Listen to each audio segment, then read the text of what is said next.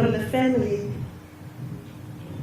we, the Mrwetyana and Zamo family, wish to express our sincere gratitude for the outpouring love and support received from the university and the country at large during the most inconceivable and catastrophic time of our lives. As our dear daughter Nene departs from earth into the spiritual arms of our Lord and the Savior, we celebrate the beauty in her eyes, her smile, the love she showed to you and us, but most of all, her love for God. She was the apple of our eyes, umafungwashe wasemabeleni, that only knew love and thus demonstrated it in a manner she loved and how she showed up daily. Her light will forever shine in our hearts as she gazes down from the heavens in the rest with our Creator.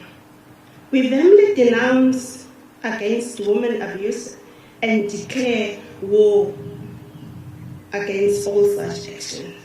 We declare war. We declare war against such actions.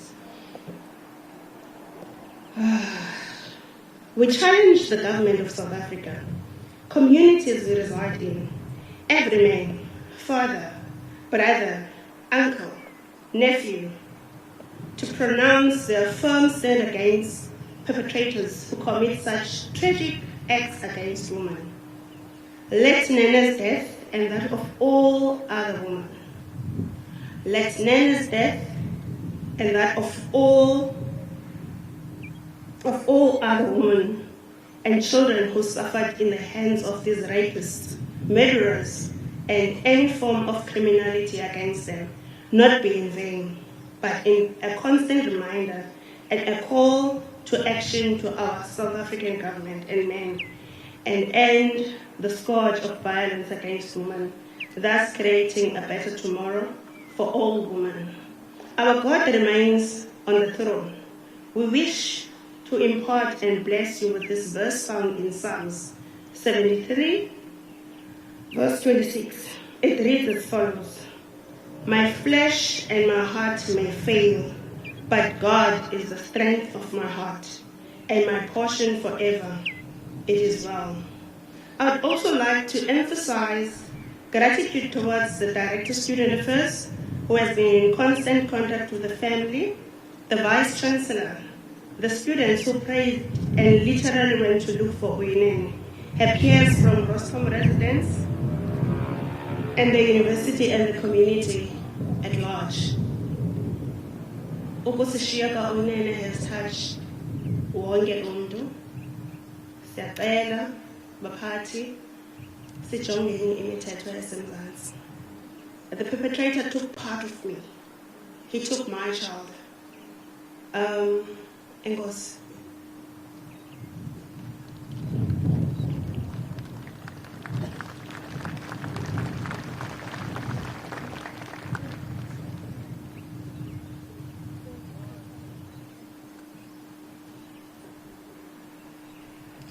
Before I call our final speaker to the podium, I just want to acknowledge the presence of our Chancellor-elect, Dr. Precious Moloi-Motsepe, who's just joined us from the airport. But now I would like to call on our current Chancellor, Magresha Mashel, to please join us here.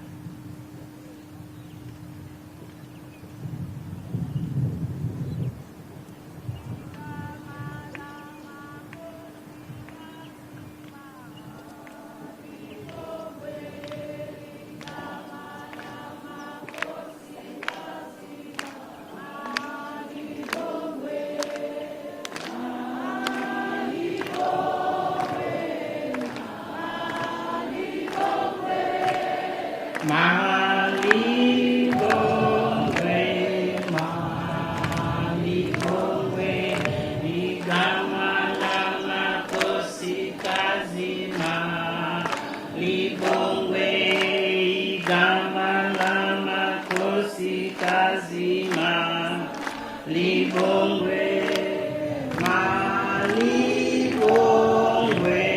malibongwe,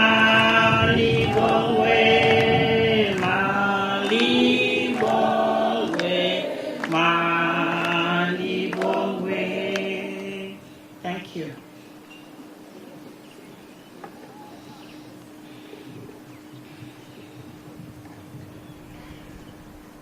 I stand here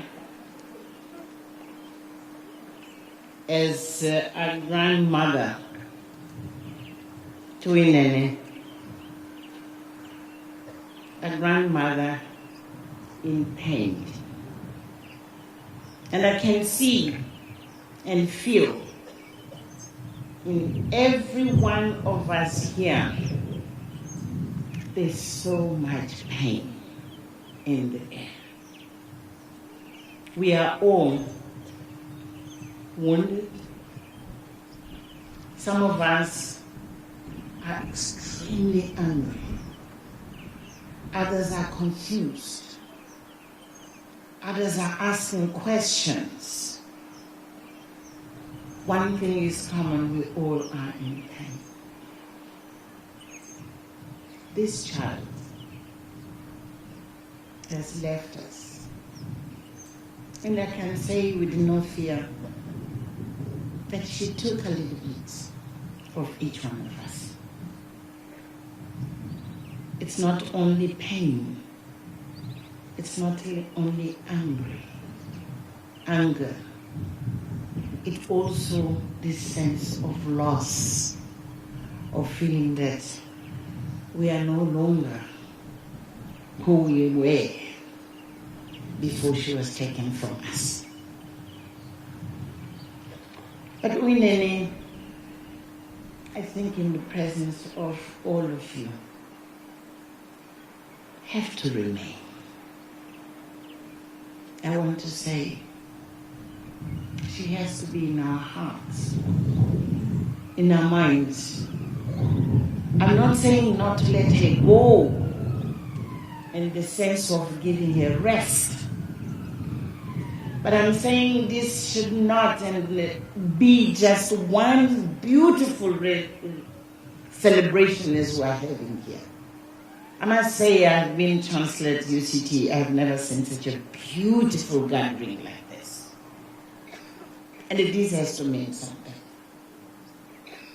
For her to remain with us, it means each and every one of us has to pledge to do something, absolutely something, to make of this country of ours a country which is safe.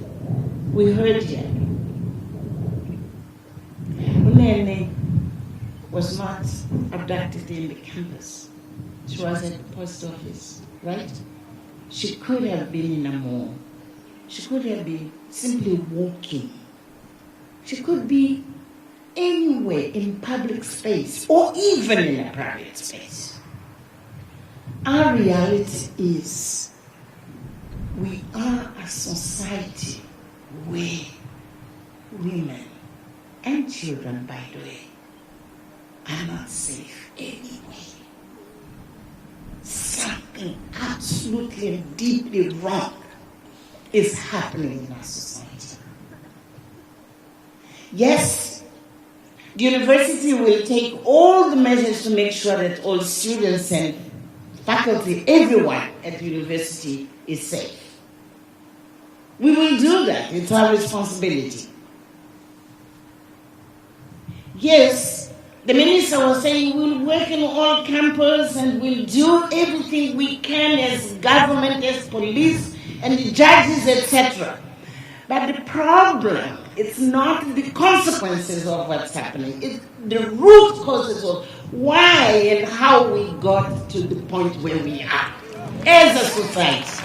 That's the question which these days, more than any, and it happened here in this institution, which is considered to be one of the best institutions in the country, the best institution in Africa.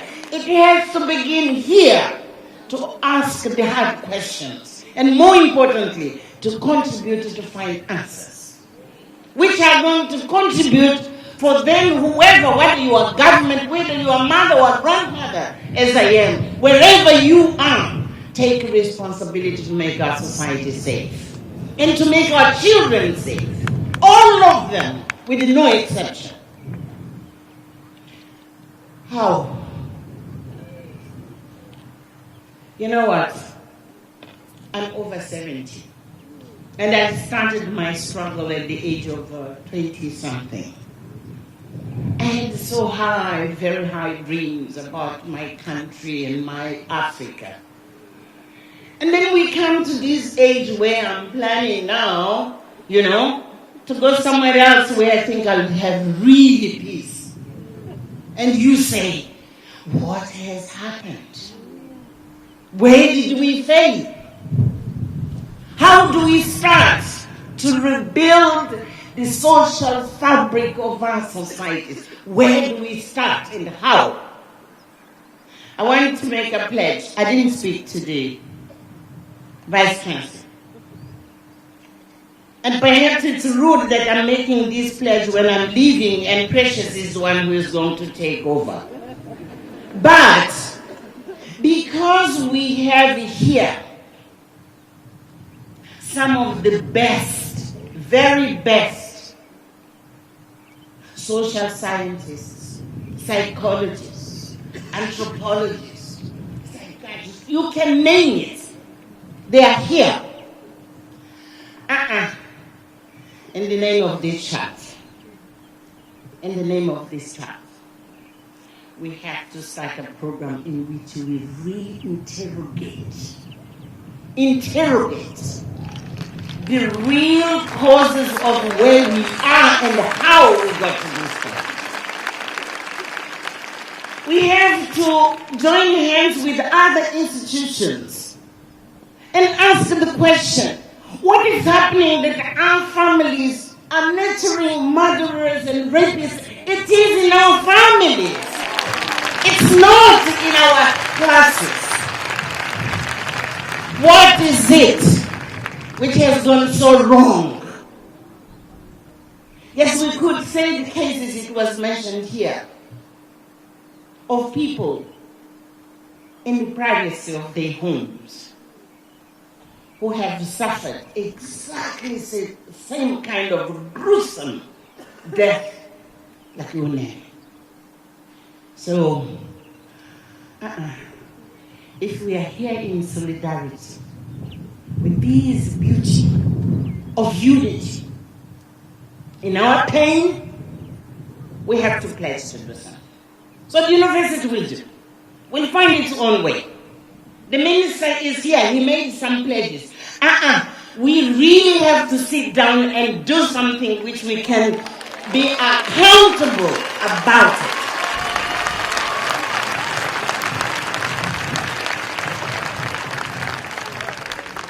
Perhaps this can also help if I tell you. I am a mother of a girl who lost an eye to gender violence. Beautiful girl. She had beautiful eyes. I told you it was the best I liked in her face. And then someone, like the rapist, raised his hand against her. And let me tell you what a kind of a girl she is. In my pain and crying, she comes to me and said, Mom, we are lucky. I said, what do you mean we are lucky? She said, yes, we are lucky. Because I'm alive. I'm here. I have one eye. I can see you and I can see my children. Many have succumbed and they died instantly. So we are lucky. I'm so pained that Uyinene was not lucky, like my child. Because she would be standing here in this campus. She could actually be one of those champions as you say, she was so infectious in her energy and love, she would continue to do this. And I'm feeling like we just don't have to be simply overwhelmed with our pain. We have to commit. Girls, all of you girls here, you have to reflect, how do you protect each other? It has to start here. If you need to learn how to work and where at what time and places where you should never be alone, you have to decide how you reorganize your routine in this camp to protect one another. Yes, we can have police, we can have some kind of protection. But this protection has to start each one of you, 2 of you, 3 of you, 10 of you, all of you together. We cannot succumb to this and feel we are powerless. This is one. We girls, sometimes we have boyfriends who are abusive. Oh, because I like him, I will forgive him. Yes, because they've been forgiven many times, that's exactly when they end killing. You have to have this strength to say, the moment the signs come, get out of that relationship. And you will not do it alone if you don't have your friends and your sisters to support you to say, yes, get out of the relationship, we'll be with you, we will support you. Boys,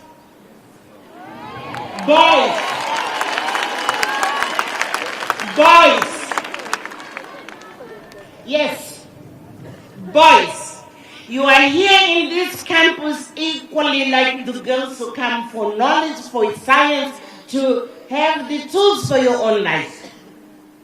Boys, yes, respect girls. Respect girls the same way you respect your sister. These boys would be able to kill someone if he abused his sister. But they are abusers of other sisters, please. Boys,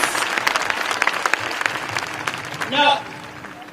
And we all look at those who have sexual orientation which is different from ours. And we feel we are much more the right people, they are in the wrong. There's no right and wrong in this. You are. That's all. Let's protect one another. Boys and girls, straight or not, let's protect one another. And we have to learn how to do it. You do not know, I also do not know. But you have to learn to protect one another. So that we are not here in our anger to say the management of university has to do. Yes, the management of university has a lot to do. But the management of university will not be in our libraries where we go, everywhere where we go. That's why we have to protect one another. It's a mutual responsibility. I'm here. I tell you, I'm really in pain. And when I'm in pain, I'm not the right person to be speaking.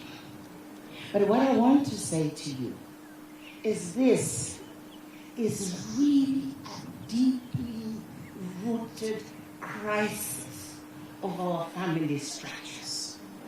It's where we begin, we started, we saw it happening, and we have no clarity on how we nurture, we educate our children to love and respect one another. And that a man is a human being, a woman is a human being, and in that there is they are different in their beauty, in what nature has put them to be. But there is no criteria of value to say because you are a woman, you value less. And it is in our families which this problem also have to be addressed. It is, yes, it was mentioned in our churches, has to be in our community, wherever we are, at workplace. But yes, we have really to be much more aggressive. much more aggressive in naming and put the picture. Everyone to know. Because if you put the name only, the name won't tell much. Make them be afraid of walking in public spaces because, yes, and this is society which has to do. Make rapists and these murderers and those who are potential murderers, they have to be afraid of our anger, but more importantly, afraid of our action. Isolate them. And this is society which has to do. While we are nurturing and we are bringing up the new ones to be different kind of citizens.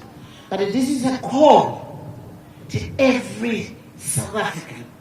Yes, we will start here in our campus, in our tertiary institutions. But it's a call for all South Africans.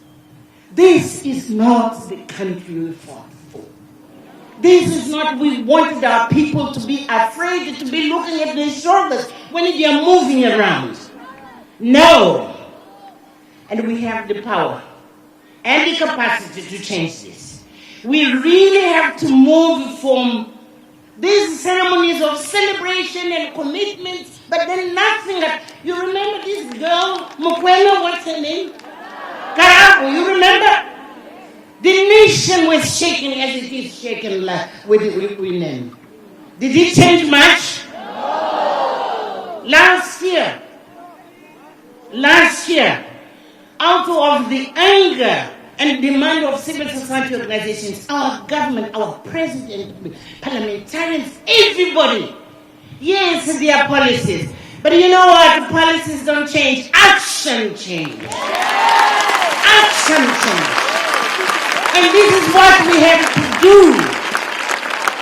And we have to do taking responsibility, all of us. It's not responsibility of some of us. It's not going to happen we start finger pointing here. We have to take responsibility at different levels. And I want to finish saying, all of you are my children. All of you, some of you are grandchildren because you are so young. And really, it is where, with so much love, but at the same time, with so much pain, I want you to live and to live long. I want you to live with no fear. I want you to live while you are able to exercise the huge potential you have. This is your country. This is your society. You have to become agents of making this society healthy, in which all of us, and I'm saying this to my children, to my grandchildren, make of this country, of this society, across Africa anyway. You have the power to make it. Take responsibility.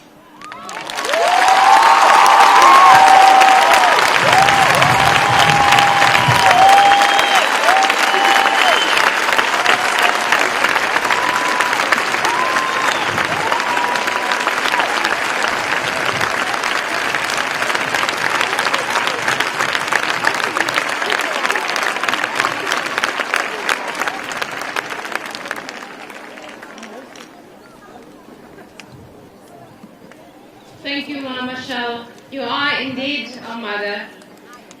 And we will, with your successor, take your pledge forward. And we will all come together and we will strive to address this on our campus and beyond. As we close today, I want you to just be reminded that there is a debriefing office available in Leslie Comet, room 412. So please, if you need to, you can go there right after this memorial. But as we end today, of course we know that because of the way she died, Uyinene will become a statistic. But what we will do is we will not allow that to happen, because we will say her name.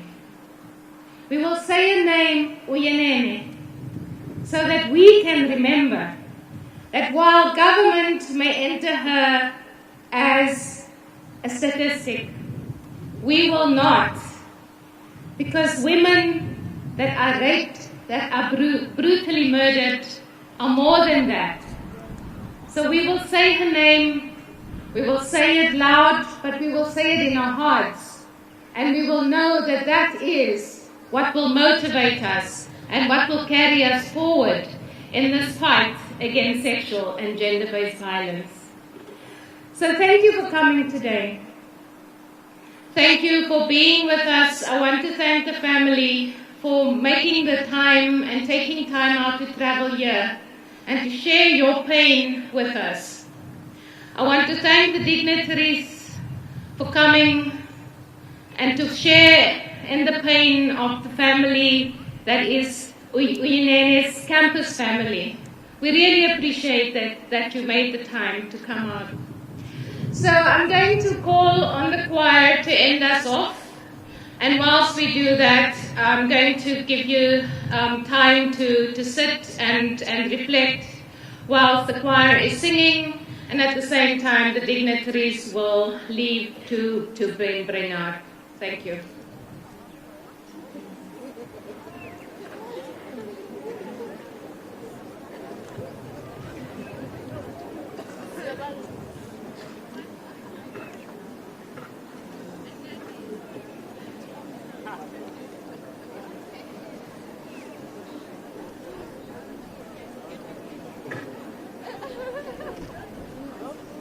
Anyway, please, thank you. Please remember the student assembly right after. Thank you.